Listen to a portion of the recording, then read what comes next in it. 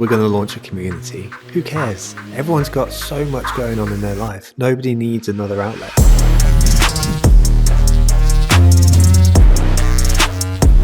The single most important learning for me as an organizer of community is to realize that my role is not necessarily to build community.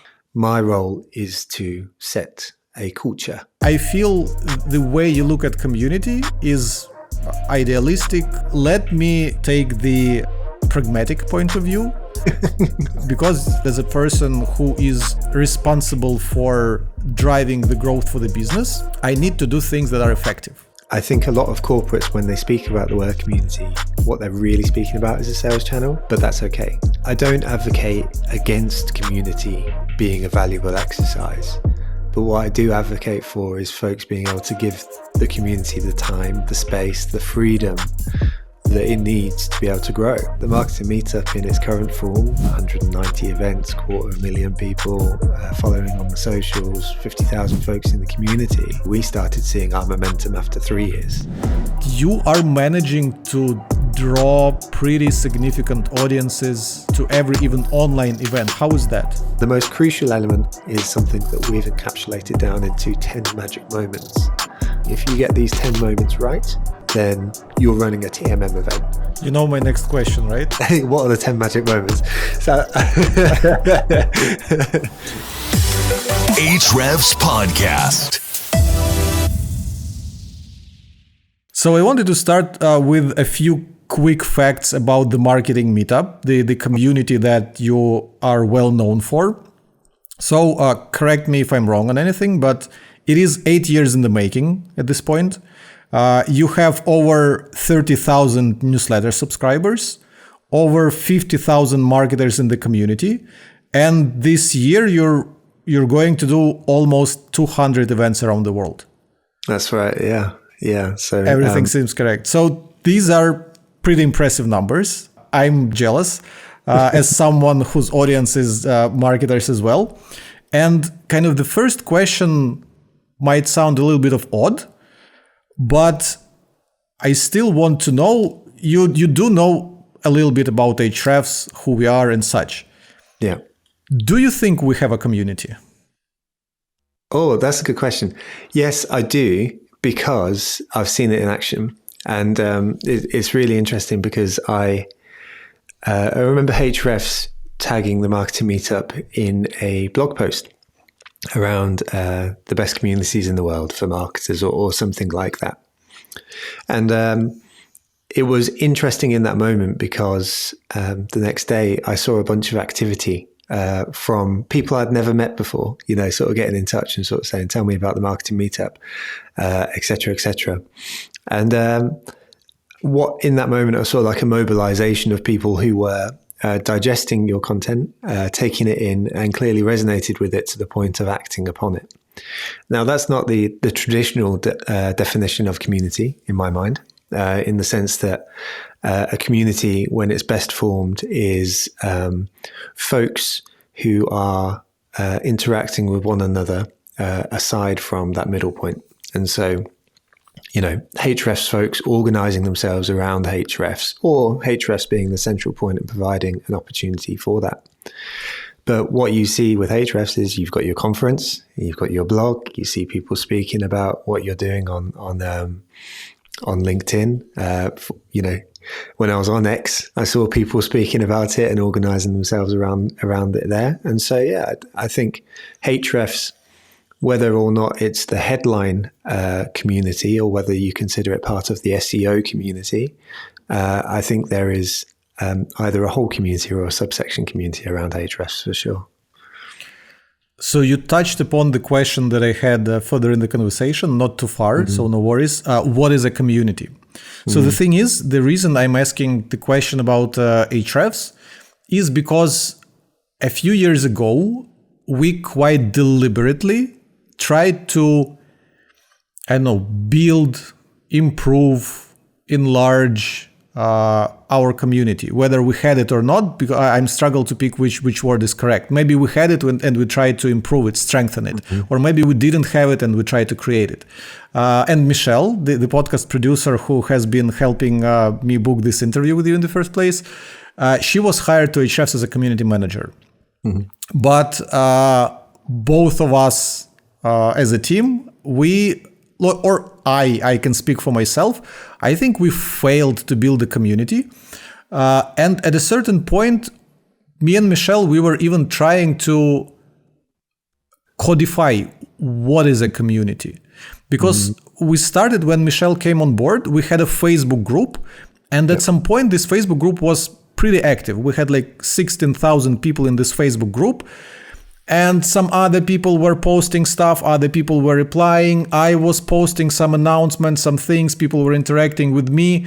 A lot of conversations were happening in this community. Then Facebook closed the throttle or whatever. And the reach of my posts, as well as the reach of posts of people who were posting to this Facebook community, it went down to almost nothing. So we thought, okay, we do have kind of a group of people who seem to be interested to talk to each other. They come together because of the Ahrefs brand, because of the share kind of interest in the tool, in the industry, in some of the kind of thought leaders at our organization that are helping with stuff. Can we try to move this community somewhere else? And we tried a software called Circles, I think .so or something like this. And no one went there. So then we thought, so if we are trying to move our community somewhere else and they're not going there, do we have a community? Or if, like you said, we are posting stuff on social media, whether from our brand account or whether from our personal accounts, and people are reacting and there's an audience of people who want to hear from us, is it a community? If we organize an event and people come there, is it a community? So we kind of explored this question back and forth, and we didn't really see an answer because, again, I tried to codify the job scope for Michelle as a community manager. What are you responsible for? What do you have to do as a community manager? Is it your job to go on Twitter and reply all the posts? Is it your job to organize, events, online events, offline events? Is it your job to moderate the community on Facebook or Circle? So I loaded a lot of information on you, but I'm sure you have a lot of thoughts about this because we dabbled here and there. We didn't see anything kind of getting traction. And we just gave up. So when you say that, yes, Ahrefs has a community, it is not deliberate. We tried to make it deliberate. We didn't see it working. So maybe we misunderstand what it is. Yeah, it's interesting, isn't it? Because I think when you were speaking through there, when you were speaking about transitioning from Facebook to Circle, actually what that's about is a platform choice, right? And when you're speaking about social media conversation, folks reacting to, something you post and stuff like that, you're right to point out there that that's not a community, that's a followership, and that's something quite different as well. And, there is a bugbear that I hold not too strongly, but when people describe their followership as a community, they're not the same things, and so you're right to point that out too. I think broadly when it comes to defining community for me, I define it as a group of people, and this is probably quite important to the part of the conversation which you've described, which is that they don't need to be in the community constantly, but they're a group of people who generally come together to make each other better, stronger, share an experience or whatever it may be, but they're going to do it together. And latterly, there is also the spirit of that they organize themselves in whatever way it may be. So it may be that the community as a central point, such as the Marketing Meetup, can provide things like events for those folks to come together. It may be that we can provide stuff like a platform. So you referenced Circle as an example. Those are great examples of community coming together.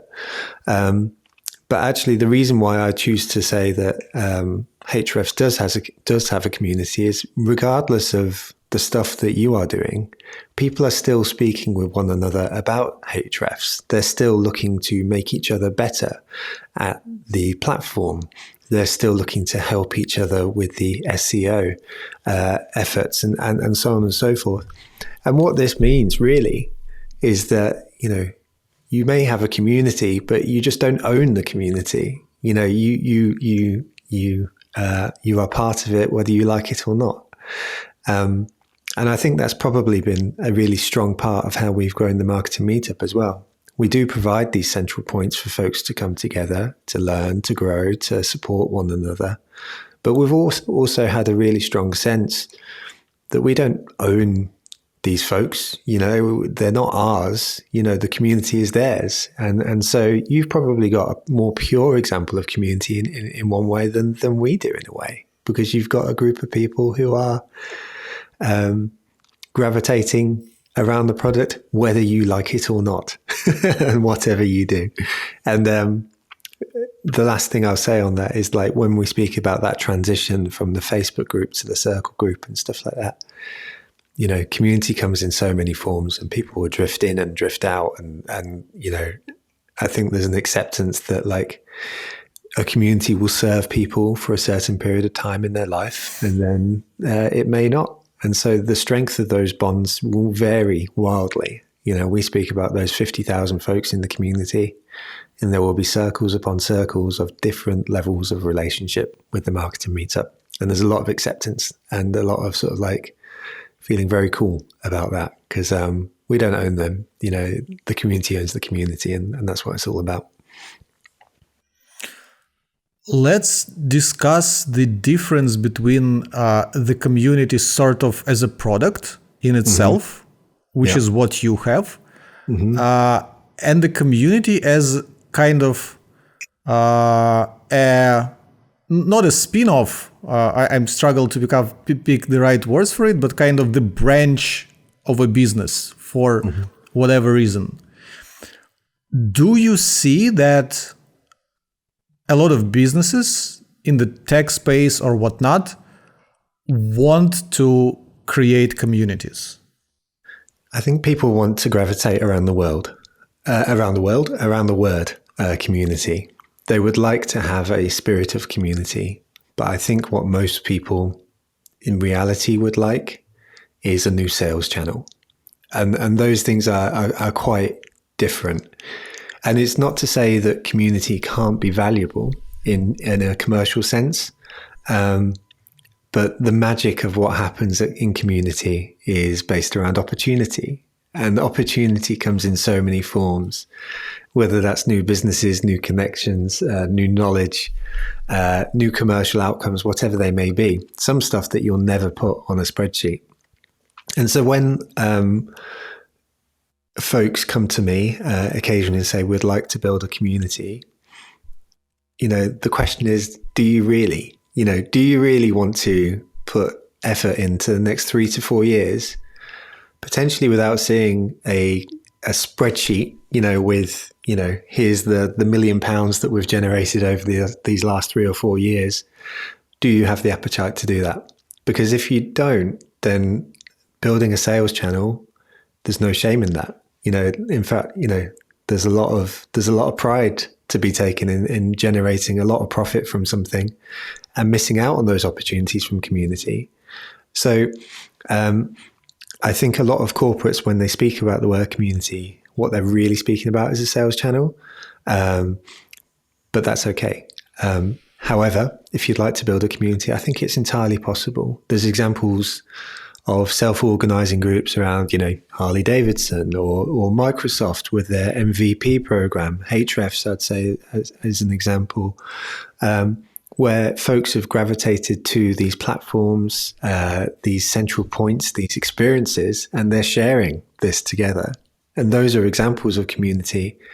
But I think those who are simply looking to harness it for commercial benefit are probably missing the point. I quoted your phrase, whether from a podcast or from LinkedIn post, which you kind of just said, but in slightly different words. opportunity is the currency of community. Absolutely. The way I understand that is the value of community comes from the kind of serendipitous moments that you kind of cannot plan for. Yeah. Who are you going to meet? What are you going to learn? Like, what's the butterfly effect of being a part of this community? You cannot know it, but you cannot deny that it exists. Exactly. Right? Exactly. But let me, in this conversation, take the pragmatic point of view, because what's the opposite to pragmatic? Pardon my language skills. Aspirational, maybe? Idealistic, like... idealistic. Yeah. I guess that's the version of. Like, I feel the way you look at community is idealistic, aspirational, whatever words are in that. And I'll try to play the pragmatic role. Because as a marketer and as a person who is responsible for driving the growth for the business, I need to do things that are effective. You said that marketers and business people see community as a sales channel. Yeah, I do agree with this. I also see this as a content distribution and a word of mouth channel, because whenever you publish something of substance, it's very cool when you have a community of people who are eager to hear from you and who would help you spread the word. So I think community is very, again, you could also make an argument that following also works in this regard. So people don't necessarily need to speak to each other to help you promote whatever stuff you're creating, whether content or product ideas, whatnot. But still, I see community as a valuable thing for that. So where was I going with this?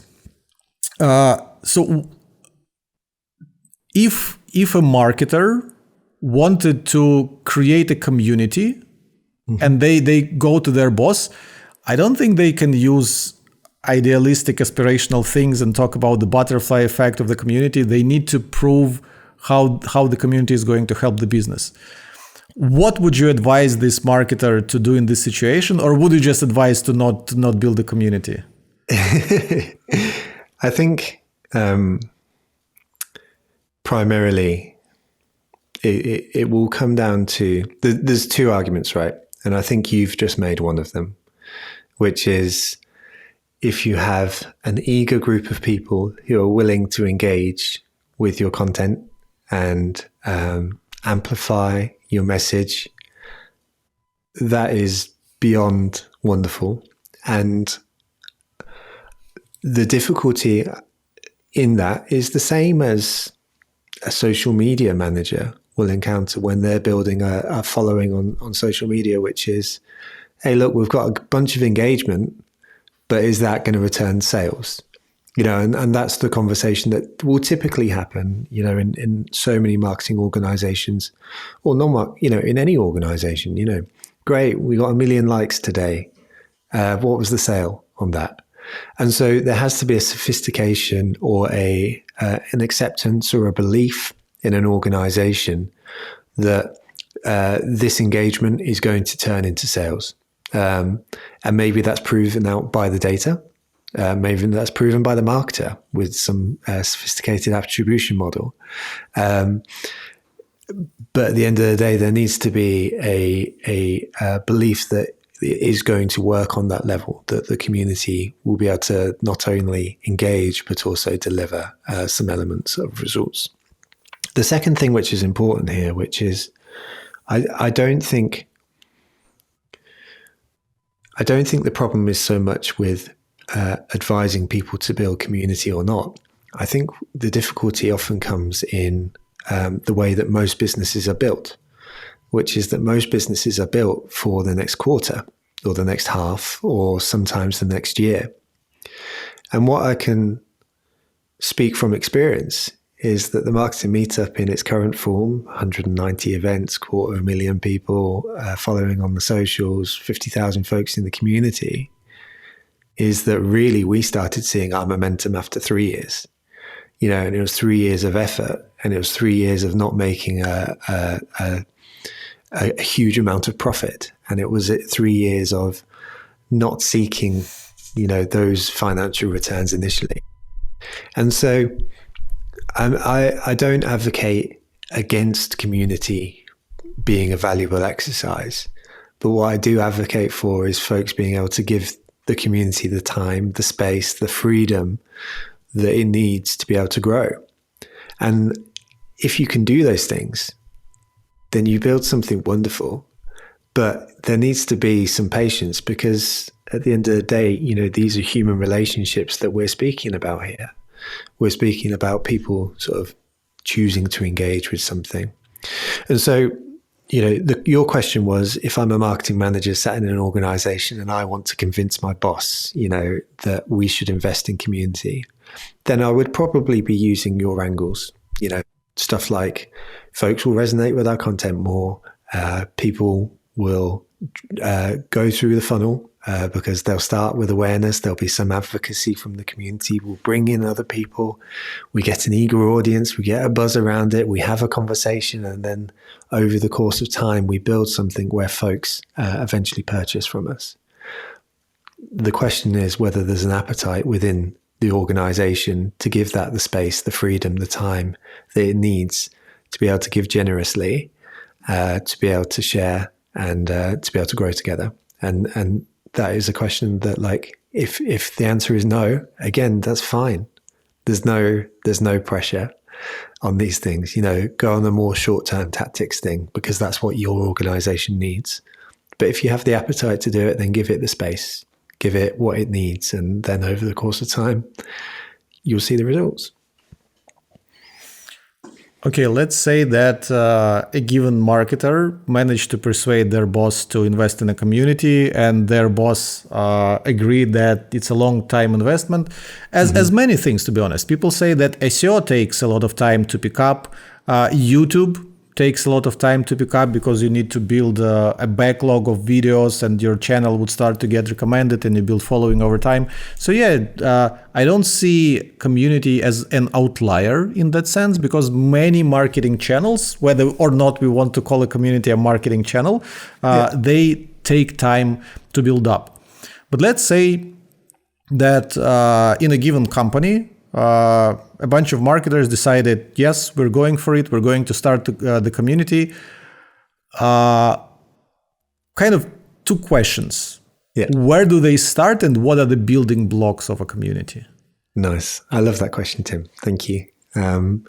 So this is something which I've only learned from a retrospective angle. So, I'm now 9 years into my journey. So pinpointing exactly when this happened is hard to say. But I think the single most important learning for me as an organization, as an organizer of community, is to realize that my role is not necessarily to build community. My role is to set a culture. And so I don't sit there and say, look, we need to grow the community by another 1,500 people this year, this week, this month, whatever it may be. I say, how can we make sure that folks are showing up in a way which is consistent with the way that we would like them to show up? And so for us, we use this phrase positively lovely, which in spirit is, encapsulating folks showing up with kindness and coming up to help one another and being inclusive and being welcoming in our space. Now, I came to that phrase after about 6 months of running our events at TMM. And so it wasn't something I had on day one, but it is the thing which I ask folks to think about when they're starting their community. What are the cultural values that your community stand for? Because these are the things that need to come out in your communication. These are the things that need to come across in everything you do.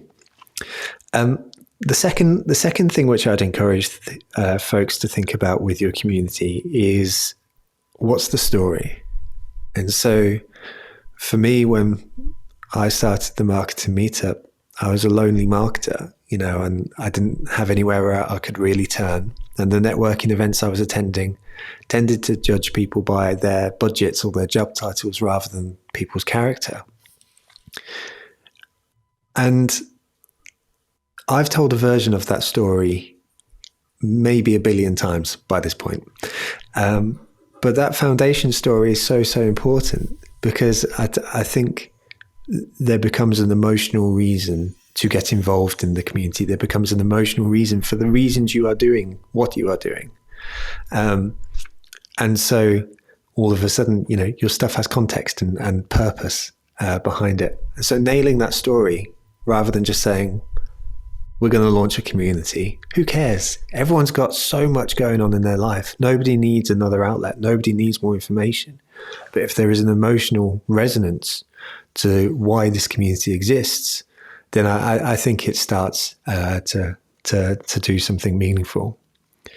And then the third thing, which is probably the most obvious thing that most people would gravitate to, but is actually the least important thing in my mind, which is that I think a lot of people would ponder and worry about the platform or the type of thing they're going to be doing as a community. And I think my encouragement there is just to do something. Whatever it is. And so for us, we started with events because, that was in the foundation story of TMM. But it could have been a social media channel. It could have been a circle page. It could have been a Facebook group. It really doesn't matter.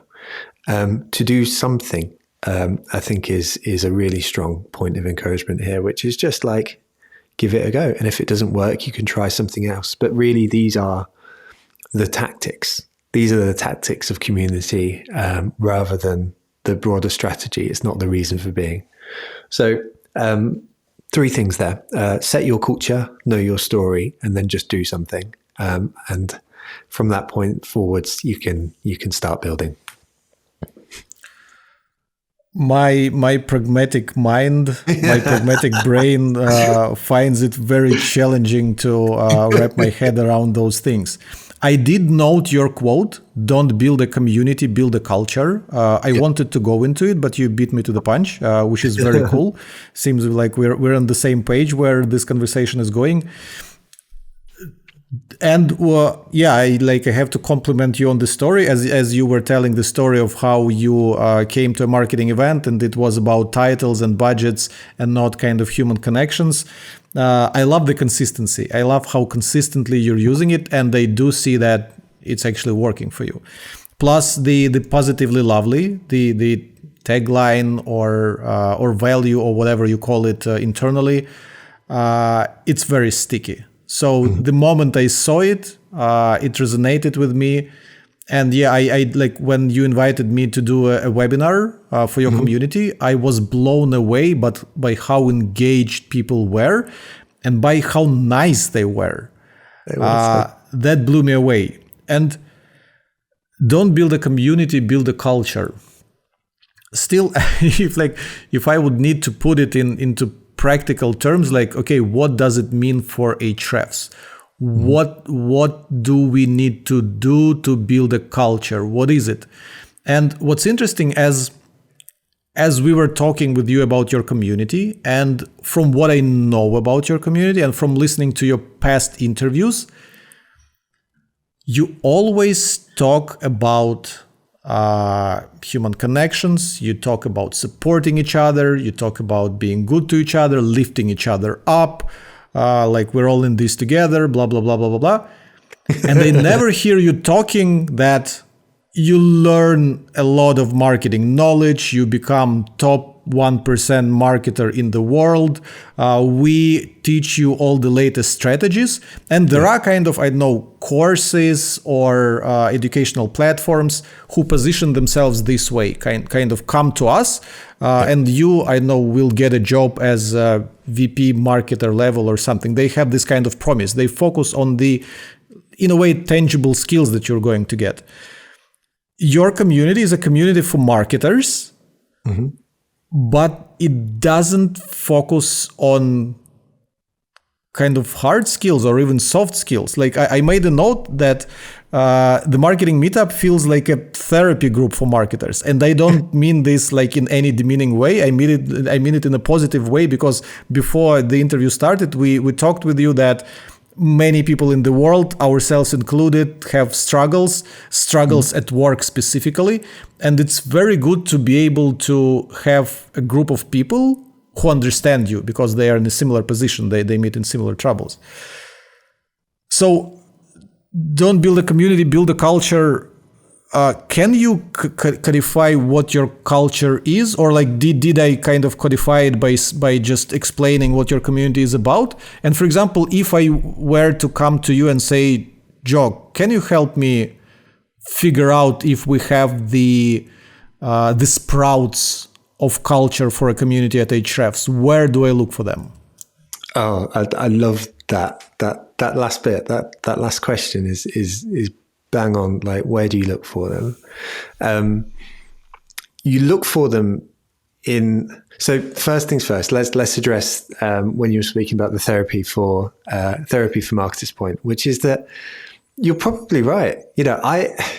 I love marketing. The reason I love marketing is that there is a human connection between a product or a service and a human being with a need.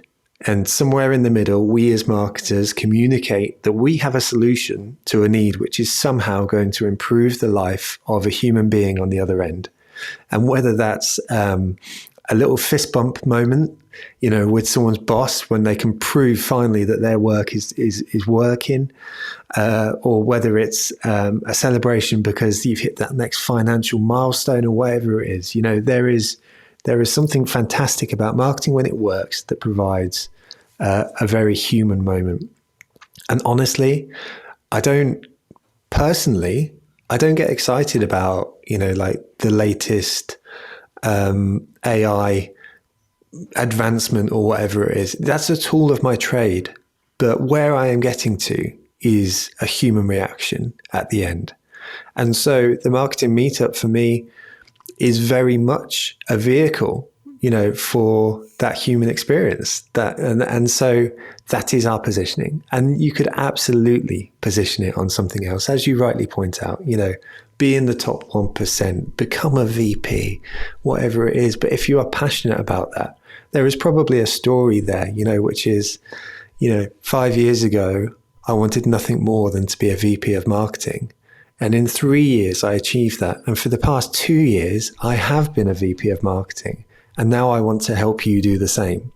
There's a story there, which you would probably tell again and again. That would become your positioning point. And if that is what you want to do, then that is worthy, and that is cool. If you want to get people to the 1%, there's a story there about languishing and not understanding what to do when you're in your marketing position. And so you sort something out, and when you couldn't find it, you created it and you made it the top 1% of marketers. If that's the thing you are passionate about, that is great. That is a fantastic foundation for your community. But your question was, how do you know? How do you know that this is going to be a cultural thing that resonates? And there's two answers for me. The first is that it comes from an experience. So this is one orientation, which it comes from your personal experience. So for me, the foundation of TMM was very much that, like, the person I wanted to help was myself. The person I wanted to help was this lonely marketer who felt like networking events weren't serving them. And so I created something in the shape of the thing that I wanted to go to, a place where people would be valued and enjoy it, and it would be casual and relaxed, and, people would feel welcome. So in that sense, I had the founder's prerogative to kind of go, okay, cool. I'm going to just do this thing. And if people come along, they come along. And for me, there was zero expectations that it would turn into something, but it did, because people resonated. The other way that you can look at it is simply by listening and, like, just calming down and taking a moment and reading the room and seeing what's going on. And so you may choose to look at your LinkedIn feed and see people panicking about not being able to keep up on AI. Or you may see people worried for their jobs, or you may see people really wanting to get behind the go-to-market trend, but not knowing what that looks like. And so like listening and seeing what those things are and sort of saying, well, cool, I think there's something there which I can serve, is really important. And your question was about how you turn this into a cultural value. And so if I use my own example, we're Positively Lovely. After 6 months of running my event every month in Cambridge in a canteen, I just said the words, I was trying to encapsulate the spirit of TMM. And then I just encouraged people to be positively lovely. And that little moment when you stood on a stage or you say something online, and it just seems to catch differently, and so in this case for me, folks just had that little shy English laugh that we tend to do, which is kind of under our breath. And you just twig it and you go, oh, that's really interesting that's the thing which has resonated. And so for me, I said that the next month, and over time it became a cultural value. But that wasn't because I said something brilliant. That was because I listened and because I saw a reaction. I was like, well, there's something there. And so, there'll be different versions of this in every community. There'll be something which is just that little bit of magic that if you listen hard enough, you'll see really matters to folks. I like this a lot. I like this a lot for many reasons, especially like the latest story that you just shared about the Positively Lovely. Mm-hmm. I've heard it on your previous podcast interviews. And what I like about this is it wasn't engineered. It wasn't pre-planned. You didn't start a community thinking, so what would our tagline be? Positively Lovely, great. And people would come to you and say, wow, how did you come up with such a catchy phrase? Yeah. No, it came to you 6 months later just by accident. And you noticed that in everything that you were saying from stage, this little bit resonated.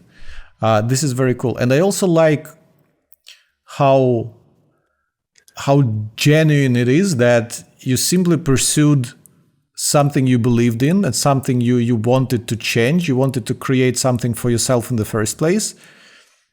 And people came to support this idea. They found this idea something that resonates with them, and they came to support you, and they became kind of the part of this community, the part of this movement. And I also love how you reframed my suggestion, become the VP of marketing or whatever, where you said there's probably a story to that, which again, you are connecting this to not something artificial, engineered, that you want to create out of thin air. No, you need to look at the real stuff that you do believe in, that happened to you, and that you can share with other people, and they might find value in it. This is very cool. As a next step, I want to talk about, there's big idea that kind of people, that draws people in, but then they have to stay. Yep. What are they staying for? So like I told you, with the experience of our community, we had a Facebook group. People were communicating to each other while they were connected. The idea wasn't particularly exciting. What brought them together is the same tool they were using for their SEO and digital marketing needs. So whenever they had a question or a challenge, they could tap into an audience of other people who are using it. So this is not some kind of bigger calling or something like this. And yet, when we tried to move this community to another platform, people just didn't go. Why? Because when our community existed on Facebook, people were on Facebook already.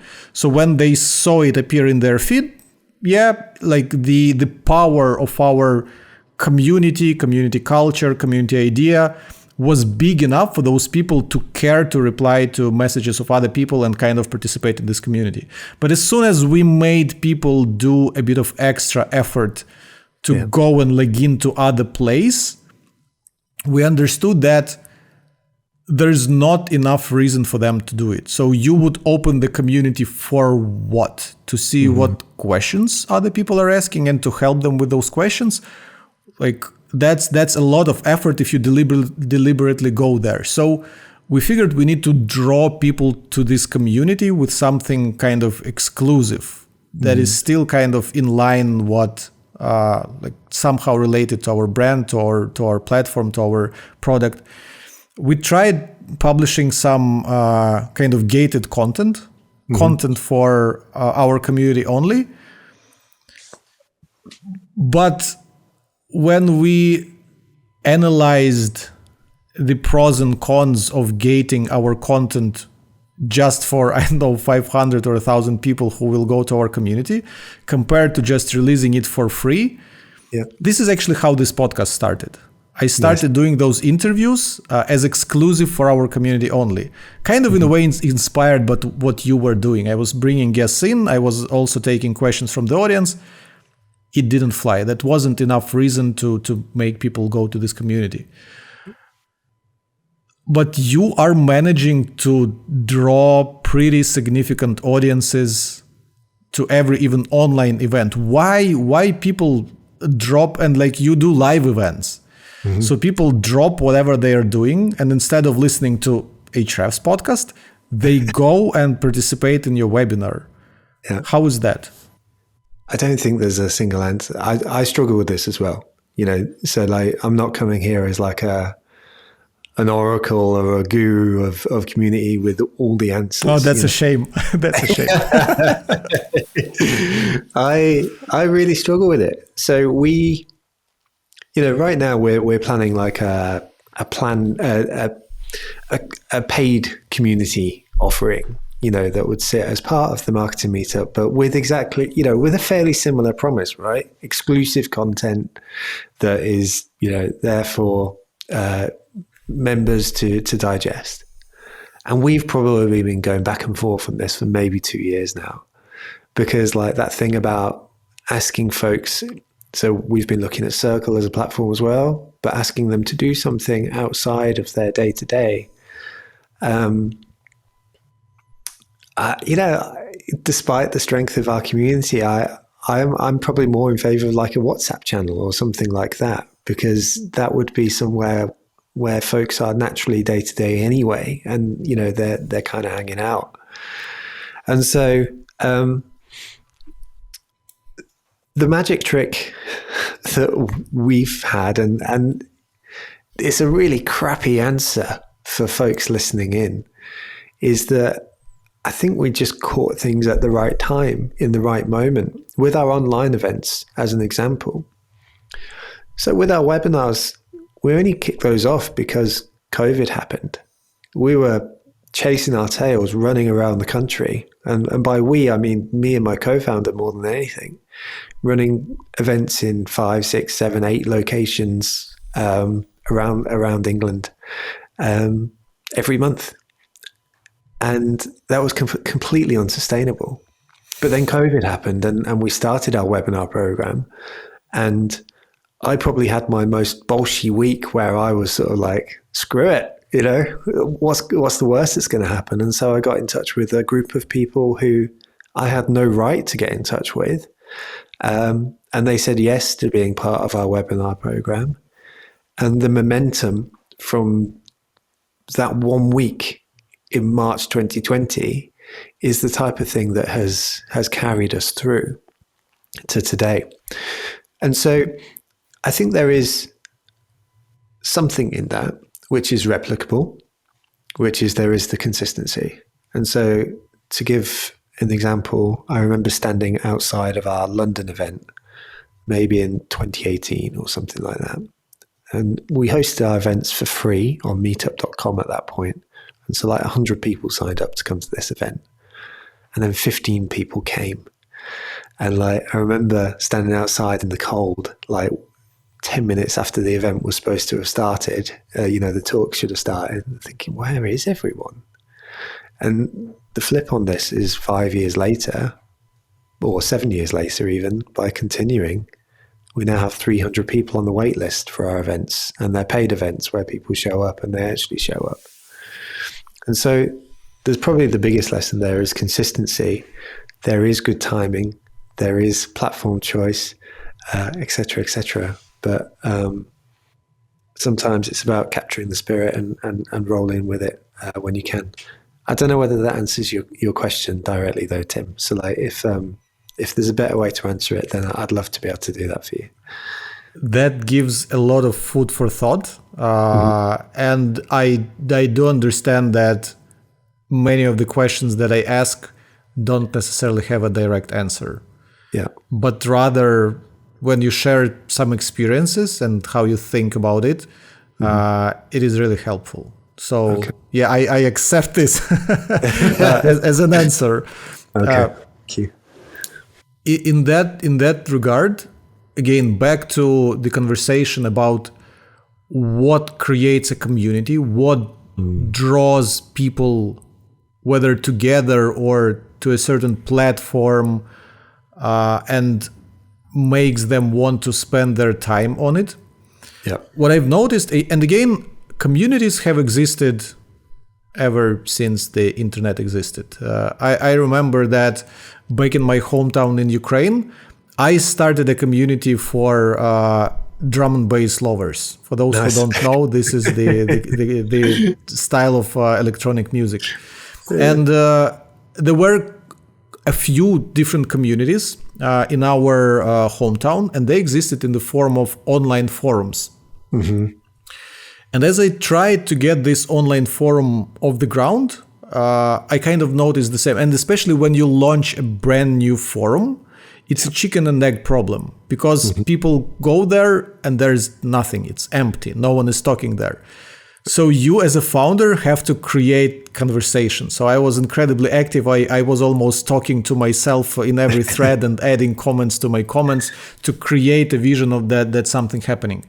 And what I've noticed over the years with different communities that I was joining, or maybe I helped to participate in, is that moderators are, if not essential, then incredibly useful, because someone like, I don't really see people self-organizing that much.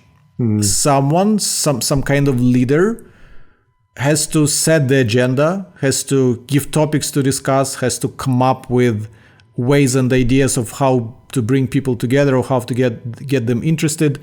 And yes, sometimes I saw a lot of cases where there would be an active member of the community who would be so passionate about it that he would be promoted to a moderator, and he would have like some extra tools within this forum to be able to like delete comments, add comments, merge topics, create new threads, blah, blah, blah.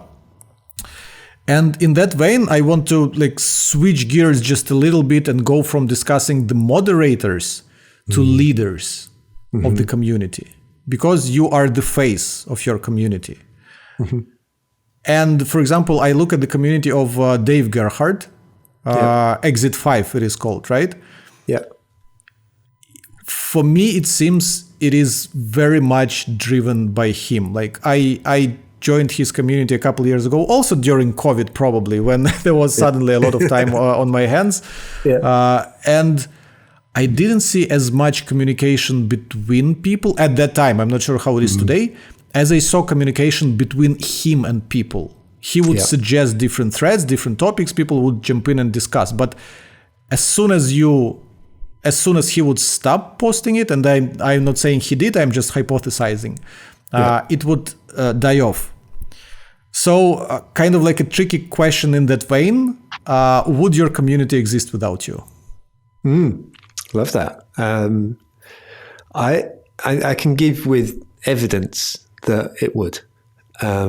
And so, but I think what we're speaking about here is stages of your community. Because I think what you spoke through there with the example of your drum and bass community, and you having to seed the conversation, is an example of what I was speaking about earlier about sort of setting cultural values as well. Because what you were doing was sort of saying, in this place, we will speak about these things and we will do it in this kind of tone.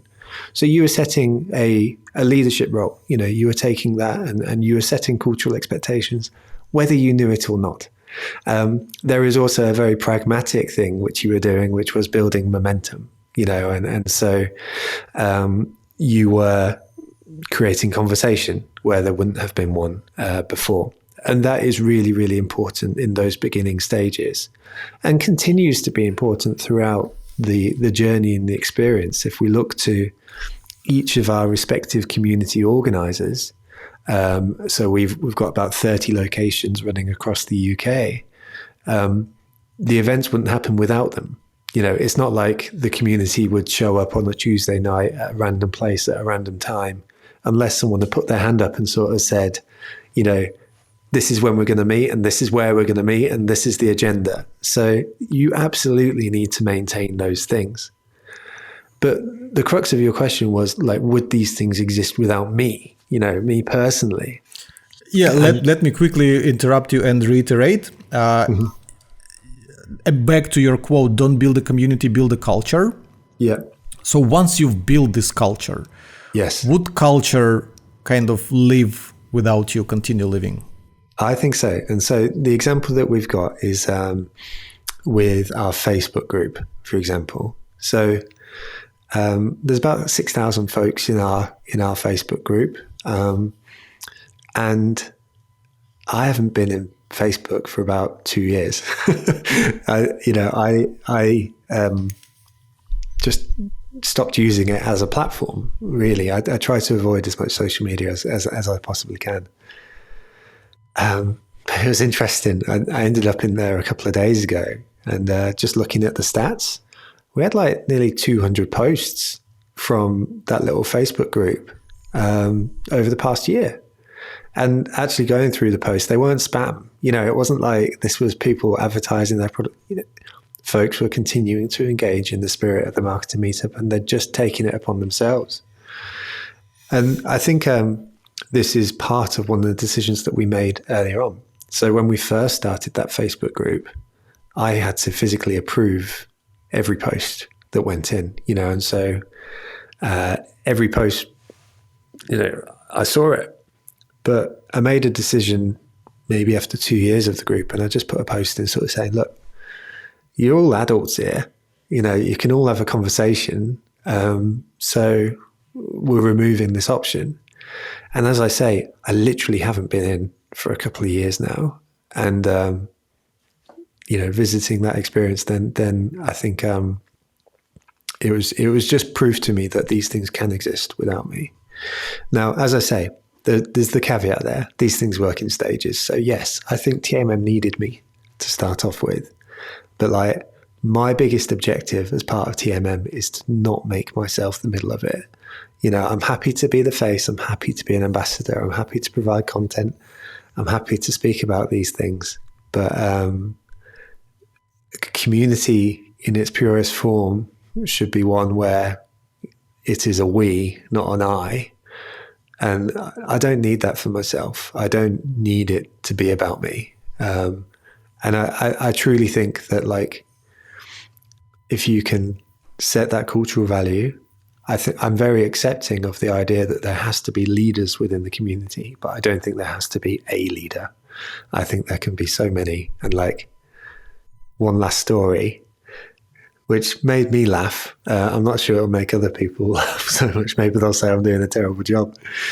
But I got a video clip sent to me the other day about with a fresh organizer speaking about the Marketing Meetup at a Marketing Meetup event. And the person was speaking about the two founders of the Marketing Meetup, a guy called James, and instead of a guy called Joe, they said a guy called Josh. And so this person didn't even know who I was. And like, I just found that such a brilliant experience, because I was like, they still spoke about the values of the community. They still spoke about the culture, but they're taking it on for themselves. This was about their own story. I was inconsequential as part of all of this. And like, bloody hell, that was brilliant. Because like, I was like, this is what it's supposed to be. Basically, this was kind of the moment where you could say the community is bigger than you. Yes. with with the following you have, with the people who you inspire, with the people who listen to your advice or resonate with your values, the culture of the community and the values of the community and the brand of the community got bigger than you. That's a cool moment. Mate, it's beautiful. And I think as community leaders, I think certainly in my experience, the folks who have been brilliant community leaders really, really care about people, and probably shoulder a lot of weight, of responsibility for their community.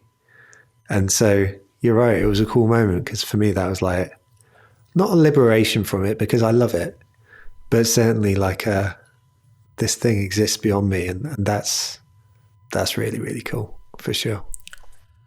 Now that we established that your community can exist and thrive without you, have you received any acquisition offers? No, we have, but nothing properly serious,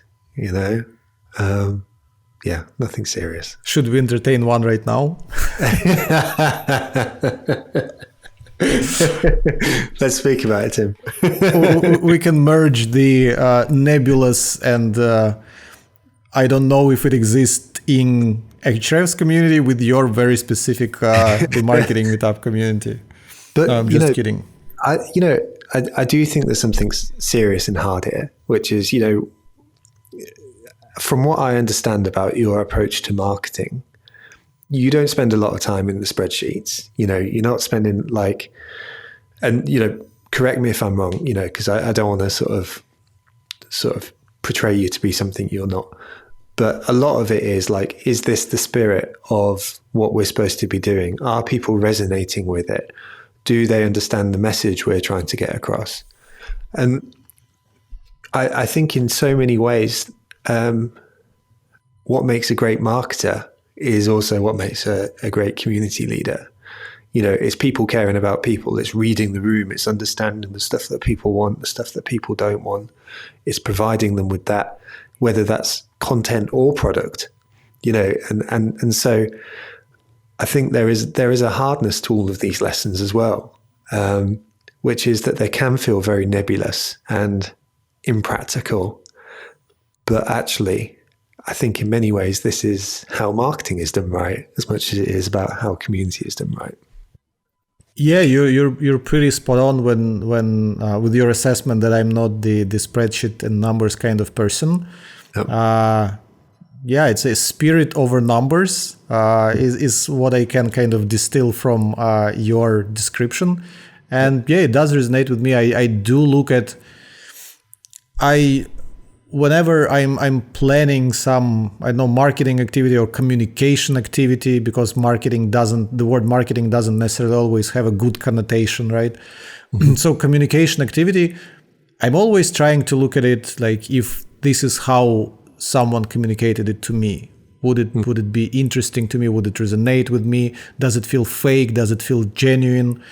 Thank you. It's very cool that you've noticed that. Then again, in my work, that I'm also doing something right, that I'm transmitting that kind of message. 100%. It definitely comes across. Let's talk about the events. You mentioned the word events many times. And like I said, I do feel the community has to be, there should be some kind of fuel, let's call it fuel, that keeps the community alive. Because like I said, I'm not a big believer that people just would self-organize without anyone spearheading it and kind of helping them do this. And like I said, we tried to do kind of exclusive content as this fuel, as this vehicle for the community. Your fuel seems to be events, and again, this is how your community started in the first place. If I am not correct, because I wanted to consume as many of your interviews today as I could, so I was listening at 1.5 or 2x speed. And which for me, by the way, is just a normal person speaking speed. So true, to a degree, true. Yeah. And I think in one of the interviews, if I caught it correctly, you said we're an events company. Maybe it was an old interview, or maybe I didn't catch the context. Yep. So at the same time, you create a lot of content. So my first thought was, why not a media company? Or like, why not a training company? Why events company? So whether it is true or not, whether I caught the context correctly or not, tell me about the role of events and how you see the Marketing Meetup community. Like, what kind of company is it? Yeah, love that. So I think the likely thing I was saying in that interview was that COVID taught me that we are not an events company. We are a community who happens to do events. And what I mean by that is that I don't get too hung up on the tactical implementation of the community itself so much as the community spirit, which is that group of people coming together to make each other better, stronger than they would be alone. And the reason we chose events, however, is that it's very congruent with the story which we started with, which was that I was attending events and terrified of them, and so wanted to create a space that was better, kinder, and more uplifting. And so the lesson for me in those instances, it doesn't really matter what you're doing, but there's going to be likely an organic thing that you're going to do because it makes sense as part of the story, the foundation story. So what I do agree with, however, is that point that you made, that like around the self-organizing and the requirement that there has to be something for folks to band around.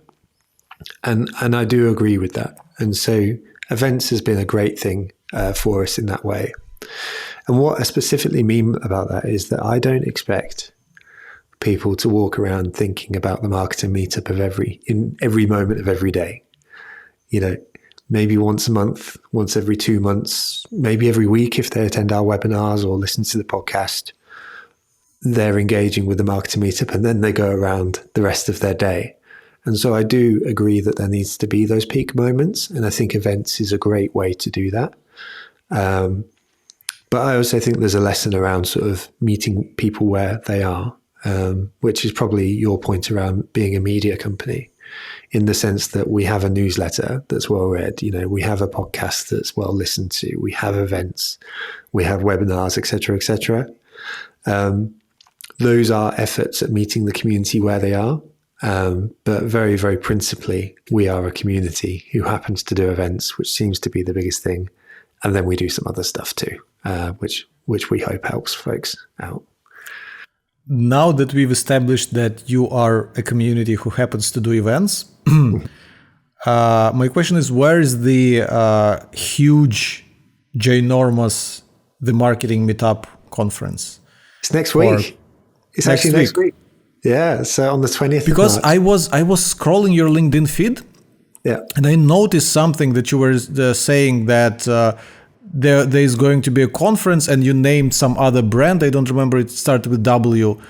But I went to your website, I scrolled your other LinkedIn posts, and I didn't see much mentions. Like when I was promoting Hrefs Evolve that was happening in Singapore, I posted about it almost every single week trying to sell tickets. Tell me how come I cannot find any information about your event, but it's still happening?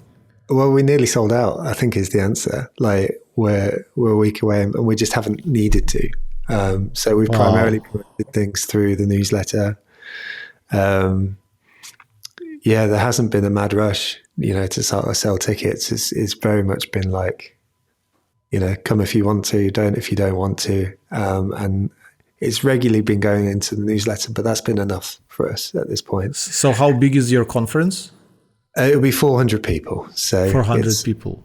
Yeah. So we don't, you know, I think there's something about that for me personally. And this again comes to the story of TMM, which is like when I go to a 2,000 to 5,000 person event, I don't have that experience that I'm part of the event. I feel like the event is happening to me. And so, you know, for us, 400 people is probably the max. And then we'll probably just do a second conference, or a third one or a fourth, and build it out that way rather than looking to hold something bigger. And that's just a very personal choice for us in terms of how we want to run things. But it's happening next week. Honestly, Tim, I'm terrified. It's 8 days away. And I'm thinking about writing my speech and and stuff like that. And I think it's just going to be a bit of a moment, I think, really, because it's the first time we've done this. But for me, it's 8 years, sort of like running an event in a canteen in Cambridge, all the way through to this. And you know what's interesting? I think Brighton SEO do a fantastic job at this, which is, if you look at another example of a community of people that come together around an event, the thing that you see as you walk through the doors of Brighton SEO is, from a room above a pub to, this event today. And Kelvin and the whole team there, they've clearly done a phenomenal job of telling that story and continuing to tell that story. And so that's just another example, really, of how folks are using that story to kind of catalyze the community around them. You made me realize how bad I am at telling stories myself. What do you say? The thing is, when you say all those examples, I do have kind of sparks in my head of stories that I have and which I could use. Mm-hmm. And I do realize that whenever I had some opportunities, I didn't use those stories. And I'm kind of angry at myself for not doing this. I need to make a mental note to add more storytelling to my own marketing or communication initiatives. I think it's important. It's really interesting, isn't it? Why, if I was to ask you the question, from an emotional place, if folks are coming to Hrefs, or for you, when you were looking for a solution like Hrefs, what was the driving force behind that moment? You want me to try and answer this question right away? You don't have to. Off the top of my head. I'd be interested in the sense that, for me, there is probably a from state to a to state. There is, I was lonely and then I was not, or my boss wanted to know whether our SEO efforts were working and I had no idea, but then I did. Or, I guess that the difficulty may be that you have so many customers at this stage that perhaps this is sort of merged into so many stories, and maybe telling 1,000 stories is more accurate than one story. Yeah, that's the point. I could easily come up with a story, but I'm just afraid that might not be the story. Because once this interview is over and I would be rethinking about what we talked about, I might think, oh, that's not it. There's actually something, but that's a very cool thing to think about. Thank you for it. I will make this exercise, add this exercise to my to-do list, and I will definitely think about it. So again, to close the topic of your conference, how big it is? 400 people. It's 1 day, 2 days? 1 day. 1 day event. So we've only got 11 speakers. Where is it? It's in London. In London.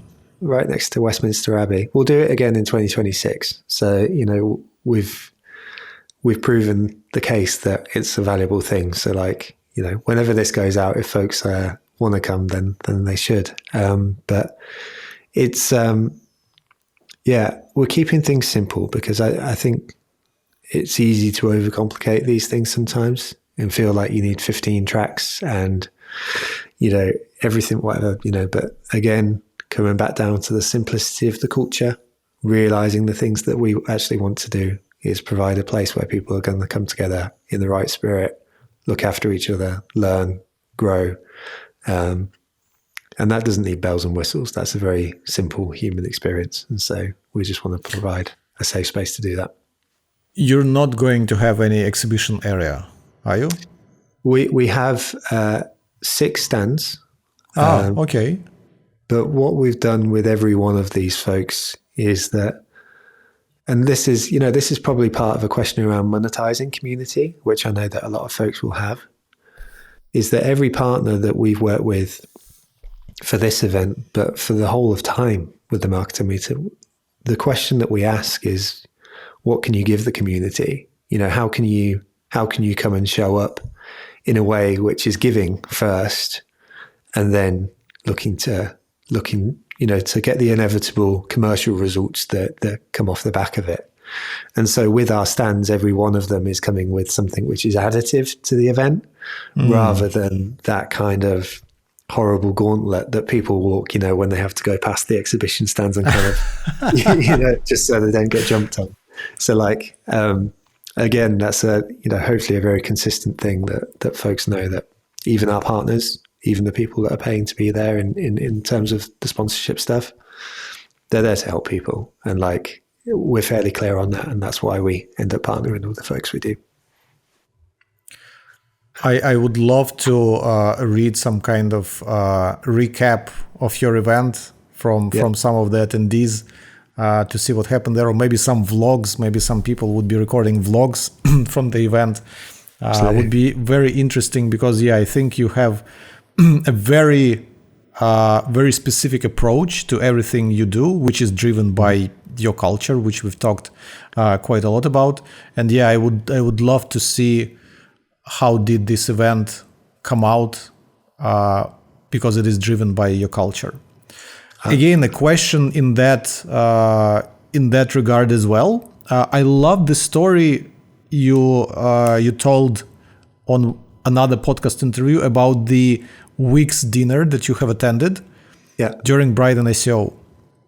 Because again, at Ahrefs, as a company who is looking to continue improving our community, connect with interesting people in the field, and create those serendipitous butterfly effect moments, we're also looking at all sorts of events, from smaller meetups to big conference, and to those dinners as well. In fact, here in Singapore, I was organizing dinners kind of for myself, but sponsored by Ahrefs, which is interesting. So I'm simply looking, I realized that I've been in Singapore for 10 years, but I haven't been networking much with the local people. And like I said, you do want to talk to other people who are kind of in a similar position as you are, kind of senior marketing leaders, and they wonder what struggles do they have, what kind of conversations they have with their boss, with their team, blah, blah, blah. And I started reaching out to people on LinkedIn and saying, hey, I'm organizing a small closed dinner for just 7 people. It's sponsored by Ahrefs. You're invited if you want to come. Let's go. And I did 2 of them. I'm doing another one end of this month. And there is no agenda. There is no sales pitch. There is no outcome. And I'm very fortunate and thankful that my CEO allows me to do this kind of at his expense.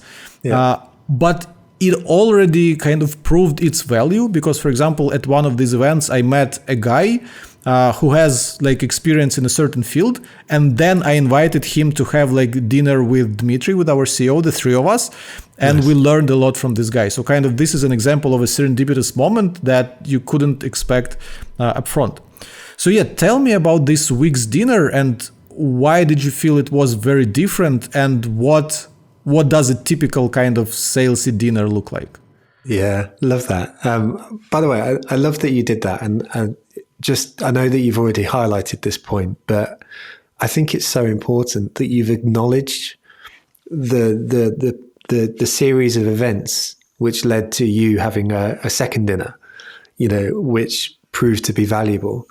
Because in a large organization, there is no freaking way that this gets put in a spreadsheet with an attributable model, but the fact you did that and realized that came from that is wonderful. And I think this is the things that we need to be watching out for when it comes to proving the ROI of community, is these moments. And if you lose that, then you lose the backing. And I think that's really, really important. So fair play to you for acknowledging that.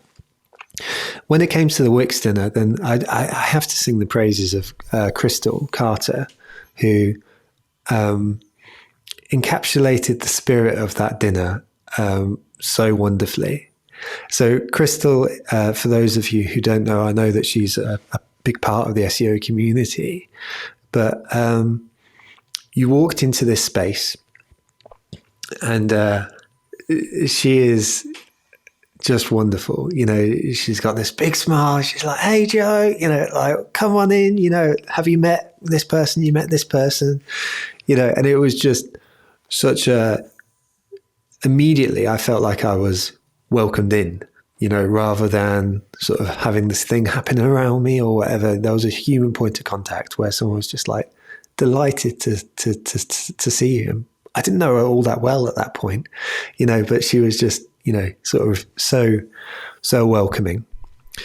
The things that happened after that point were just interesting in the sense that, like, they provided a meal.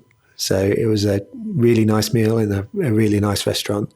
There must have been 75 people there, I would guess. So 75 people, whoa. It was big, you know, it was really big, certainly beyond my budgets. But, you know, it was a big thing. Of course, they'd attached this to Brighton SEO, which of course is a huge event. So they'd done it the night before. The folks in the room were relevant, you know, to the folks that you would expect to meet at the event. I had a ball with the folks that I was sat next to, and probably there was about maybe 2 or 3 minutes of Crystal just standing up in the restaurant and going, "Hey everyone, you know, I just want to say thank you so much for being here. You know, Wix are sponsoring this event, so it's been fantastic to be able to put on this dinner as well." You know, she said it in much more likable terms because she is she. And that was it.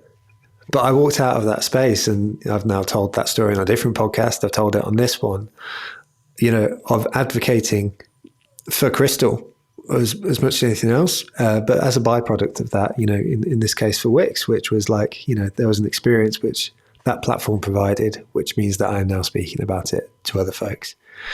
And so, again, there's no way they're going to put this in the spreadsheet, but there's a magic there, you know, and so it was a really generous experience. And I think that's probably part of the magic, because one of your earlier questions, which you asked me about, which is why do people keep coming back to the community, which I didn't answer so much or particularly well at that period of time, is there has to be something in it for the folks who are coming along. And the central organizing group has to be generous. They have to care about the folks in the room. They have to realize the time and the place. And it doesn't take too much of an imagination to realize what the opposite of that is, you know, which is where you're sat on and pounced upon and then have a 50-minute presentation about something you don't care about, et cetera, you know. And so it's, it was a great experience. So with my own dinner that I told you about that I do for kind of growth leaders in Singapore, I think this is how I frame it. I'm still fairly pragmatic and looking for certain outcomes. It's just that I'm not like those outcomes should be equal for everyone. And how I achieve this is there's a format of this dinner. So we do a hot seat. So we have just 7 people, and each of us is like in a hot seat for like 20 minutes. For 3 minutes, you explain what you do, your position, your company, your team.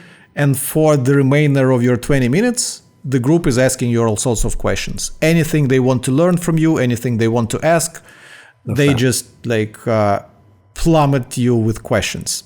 And then like another person and another person, another person. And like I said, I did this twice. Everyone enjoyed it a lot. Yeah. And like, I get to talk a little bit about Ahrefs. I get to explain what we do. I get to talk about my challenges. I help other people when they ask me questions. I ask questions to other people and get some interesting information about them. So you could say it is very transactional, but I feel that everyone is getting equal value out of it. And let me compare it to another dinner, which I was invited a couple months ago here in Singapore. So some branding agency. Again, my dinner is very small, just 7 people, because I think this is where you can have meaningful conversation with each and every one of them. Definitely. So there was some branding agency, whether from New York or London, I don't even remember. And that's kind of part of the story. They invited also some kind of top tier executives, leaders, I don't know, CMOs, CEOs, blah, blah, blah, from the, I don't know, tech space, to talk about branding, not to talk about branding, for a dinner. Mm-hmm. And the restaurant was much better one than I'm using for my purposes. It was essentially a Michelin star restaurant. So right. I think a dinner there was easily like, I don't know, 300 USD, maybe something like that. So it was very fancy. Yeah. And there was no agenda. Yeah, there was like a greeting word here, like, guys, we're from this agency, blah, blah, blah. And I'm not saying this agency because I don't want to promote them. I forgot what it is. Yeah. I don't remember it. I don't remember what's the agency. Probably if I tried to, I would look them up, what it is, but I barely remember anything about it. And with people, because there was no agenda, everyone was like, so like, how do you like the restaurant? Yeah, it's good. Like, what do you like? What do you think about the food? So very surface level conversation. And I walked out of this dinner. I had an amazing dinner. The food was amazing. Yeah. Professionally, did I connect with someone professionally because I still keep my relationship with almost all the people I had this dinner with, because we had so much time to connect with each other. From this dinner, 0 connections. I didn't form any meaningful connections. So this is why I think there are kind of extremes to it. And I do think you need to add a layer of kind of transactionality. I'm struggling to pick the right words, but I think the key is to make it equally valuable to everyone. For sure. I agree with you. And honestly, like, this is why I don't come here today as like the guru of community, because I've made the mistake that this particular branding agency made as well. So we, in Cambridge, in our local community, started running some small dinners for CMOs in the local area. We did about 4 or 5 of them. And really the spirit was like, Cambridge is quite a small city. And so actually a lot of the CMOs, it would be beneficial that they would know each other. And if TMM happened to be the people that connected them, then, you know, they'll probably send their teams to our events. And, you know, just remember that TMM was the point of connection for these folks. But we got about 4 or 5 dinners in, and like, people just said, this is great, but like, what are we doing here? You know, like, not that this is unpleasant, you know, it's great to have a dinner, but like, there's no purpose to this thing. And so, you know, at the beginning of this conversation, you and I spent a little bit of time going back and forth on like the practical versus the idealistic stuff. And of course, there has to be a balance to these things. You know, we live in the real world. And so, you know, it's not to ignore those things. And I think you're right. You know, you sort of recognize when some things are working, recognize when other things aren't, and stop those things. But broadly, if the value exchange of these things is equal, as you rightly say, then you're probably in a better place. You're in a productive place. Like, none of us have time. You know, I've got 2 kids, you've got 2 kids.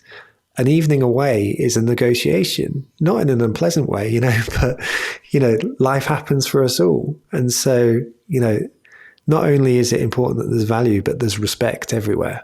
You know, there is respect for the folks in the room. And whether that's at an event, a meetup style thing where you're saying you're going to come here and learn something, you better let them learn something, you know. But similarly for an event like this, you know, we stopped doing them because it just wasn't proven to be valuable, and we probably didn't nail it in that instance. And so I'm fully with you, mate. You know, it's got to be a value exchange that is based in human respect and professional respect too. Awesome. To kind of close off the topic of the events, because we have one more topic I wanted to go into. Nice. You mentioned on LinkedIn that the Marketing Meetup will run 190 events around the world. We have nearly 100 organizers running these events. How does this work? Those people are not your employees. They are kind of volunteers. How did you source them? Did you just send an email to your community? If you want to create a meetup, we'll support you. Or did people reach out? What's the vetting process? How hard it is to manage 100 organizers? Tell me about this. How do it's kind of the UGC of offline events? Nice. I like the marketing topics. 100%. So there's so much to be said here. So your first question was how these folks came on board. So at no point have we ever asked anyone to run an event for us. They've always come forward to run an event, which is fabulous. And so, I mean, for me, as an aside, that proactivity trait in people, is something I admire so much. If people are sort of saying that they want to do something, then I think that's incredible. We've been through different versions of it over the course of time. So at the beginning, folks would speak with myself and I would shrug my shoulders and go, all right, then, let's do it together type of thing. And so that was our first folks. And it was probably them at one of our events, which I was running at the time, them just coming up to me and sort of saying, oh, I'd love to do this in Bedford or Birmingham or wherever it may be. As we've gone through the course of time, we've ended up where we are now, which is where we have a dedicated page on the Marketing Meetup website, which sort of says, run an event near you. And on that page, and this is probably quite important, there is a clear value exchange, and so the question that my dad asks me all the time is why do people not just do this themselves? It's not, there's nothing particularly complicated in running an event necessarily. And so there has to be a clear value exchange. And so the value exchange for TMM is at this stage, we are gladly at a point where we have some confidence that if we run an event in the location, then we're quite likely to fill that room. And so there is a clear value exchange in that first moment, which is I'm going to run an event and I'm not necessarily going to have that fear that nobody is going to come. There is also the value exchange that there's a set culture, and so they can speak about these things. And then the periphery of things, the slide decks, the contacts, all of these things which are valuable. And then the clear value exchange in the other way is that these folks will run the events. They will be the face of the event for their community. And there's a value exchange there, even on that moment, because they become the center of their local community, the people bringing together those marketers. The process in terms of onboarding these folks has changed in that time as well. So to start off with, at the beginning, it was I don't know, you're called James. I don't know your last name, but, let's run an event together kind of thing. To where we are now, which is we have a staged process. So someone will fill in the form on our website. Our head of events, Elle, will get in touch. And by the way, Elle is the encapsulation of everything positively lovely. She is the world's kindest, most lovely person, and so she works for us and does a phenomenal job. Elle will have a conversation with these folks, and what's interesting is that there's quite a large drop off between that sort of first form being filled in, that first conversation, and then someone actually running an event. And we've made that consciously more difficult over the course of time, because actually running events is difficult, but we know also that building community is something that happens over the course of time. And so we only ever really want to work with folks if we know that we can work with them for at least a year, which is probably 6 events in most cases, to try and create a local community for them. And to be very clear, we don't really make any money from our in-person events. The in-person events are the community coming together to do community things. And so, we'll probably make, low 5 figures on the events for a year, the in-person ones at the very least. So we've made that process more difficult. What we also do is we provide training. And so we provide training on how to introduce the event. We've also got a big guidebook now on how to run a TMM event. And the most crucial element of that training is something that we've encapsulated down into 10 magic moments. And so we say, broadly speaking, if you get these 10 moments right at an in-person event, then you're running a TMM event. And you know my next question, right? What are the 10 magic moments? So I'll give you the spirit of them because I can't remember all 10 off the top of my head, which is probably terrible.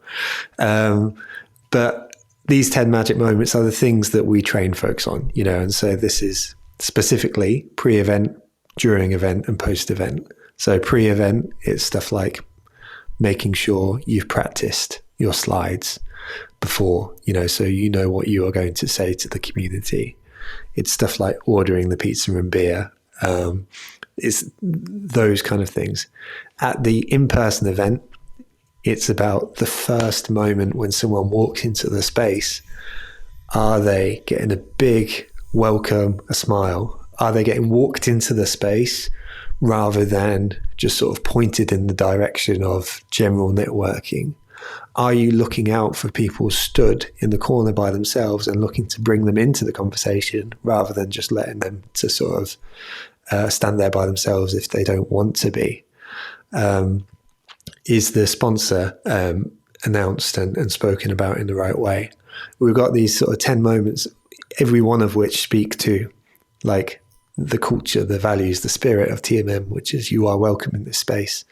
And if you are not feeling confident in that moment, let us help you. Let us guide you into that space. And then the post-event stuff, there's only really one post-event thing, which is like leave the space as you found it, which I know sounds trivial, but like, if we've generously been offered a space by a co-working space, by an organization, whatever it may be, then like you leave it as you found it. And again, that's just like a cultural thing.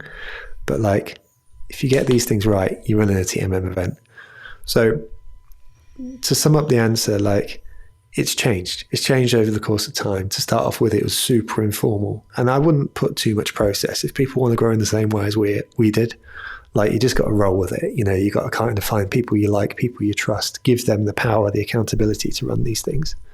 But then as you grow, there is a bit more process that comes into it. And the key principles that I would point out that are useful in this instance are knowing what the value exchange are, providing people with the information that they need to be able to run the event, and then diluting it down into the most significant parts, which sort of make it happen. So, it's wild, but it's great. And the lovely thing is that we've now got a WhatsApp group with the organizers. Honestly, they're so supportive of each other. And like, we've kind of got this mini community within the community of the organizers. And like, that thing, I don't know whether you worry about this as well, but like, I worry sometimes when I press publish that nobody is ever going to react to something. Like just even the emoji reactions to someone posting something in the organizer group, it's just like so uplifting. It's so, so nice. So like, they look after themselves. I'm very envious of your community. The more you talk about it, the more I'm envious. And yeah, thanks a lot for sharing all that. This, like, again, big part of the reason why I do those podcast interviews is for myself to learn. So this is not necessarily for audience. I'm happy that they're getting a lot of value too, but I get a ton of value. And right now, as you were speaking about the 10 magic moments, I'm realizing that either we didn't codify our magic moments, like how our events, because we did quite a few events specifically in Singapore, because a big part of our team is here and it's just easy for us to do these events. Our office is here, so we don't need to rent space. So either we didn't codify them or I don't know about it. Maybe the ladies that are running our events codified them for themselves and didn't let me know.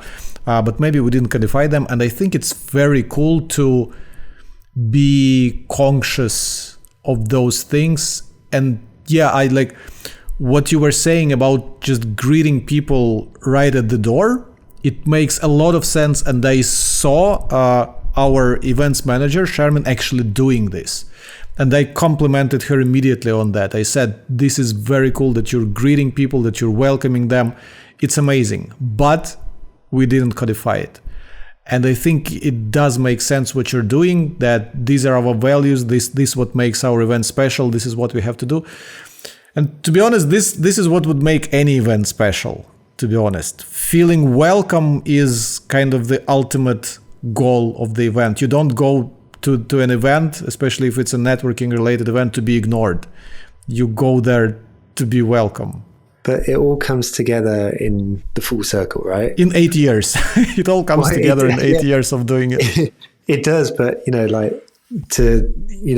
people will be so bored of me speaking about it, but like it relates to the story, because people are being welcomed at the door because I was terrified when I walked into these spaces, and felt that sense of wandering and not knowing, what to do and looking at my phone in the corner. And so folks are greeted into the space and say, you are so welcome here. And like, have you met John? Or have you met Tim? Or whatever it is, that immediately sort of gets rid of that part of the story. It relates to the culture of being positively lovely, sort of being kindness, inclusive, welcoming, and stuff like that. And so these things, when I speak about them as magic moments, you can't do magic moments if you don't have the story. You can't do magic moments if you don't have the culture, because otherwise they're anyone's event. And what you want to run is your event for your community. And like, it may be that a Harley Davidson meetup, they greet each other by punching each other around the face. I don't know, but like, if that's culturally significant, then that's the thing, and so it's any event, but it's also your event. Makes a lot of sense. Yeah, not every event should greet people at the door. You have all sorts of values, and those definitely make sense. The last question I have for you today, I saw you posted a handwritten note to Ryan Reynolds on LinkedIn, God, trying to bait him into coming on your show. Yeah. Did it work? No, it didn't work. But you know what? There's something there which is like, isn't it just fun to explore that stuff? And imagine if he did say yes. That would have been cool, and it's worked for other people in different ways. There's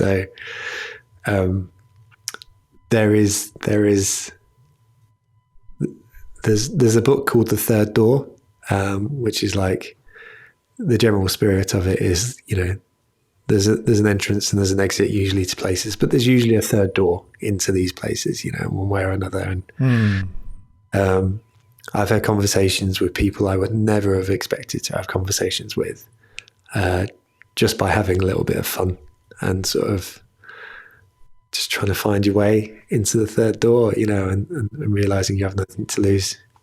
I had nothing to lose with Ryan, and had he said yes, it probably would have made my business 10 times bigger than it is right now. Well, too bad it didn't work. It would have been a great story to finish this podcast. But nevertheless, even the takeaway with the third door, I think it's quite useful for people who are looking to achieve something. Look for the third door. 100%. And with this, I want to say big thank you for taking the time to speak to me for almost 2 hours.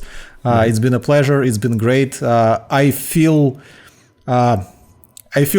drenched in your ideology, and this feels good. This feels good in a good way. I'm glad it feels good. I hope to have not annoyed too many people listening in. So, thank you, Joe. Cheers, mate. Take care. Thanks a lot for sticking till the very end of this episode. I guess that means you enjoyed it, right? Because if you did, I have to ask you to subscribe to this YouTube channel. Or maybe click the follow button if you're listening to this on Apple or Spotify. Not sure if you know this, but subscriptions and follows are the strongest signal for these platforms to show this piece of content to more people.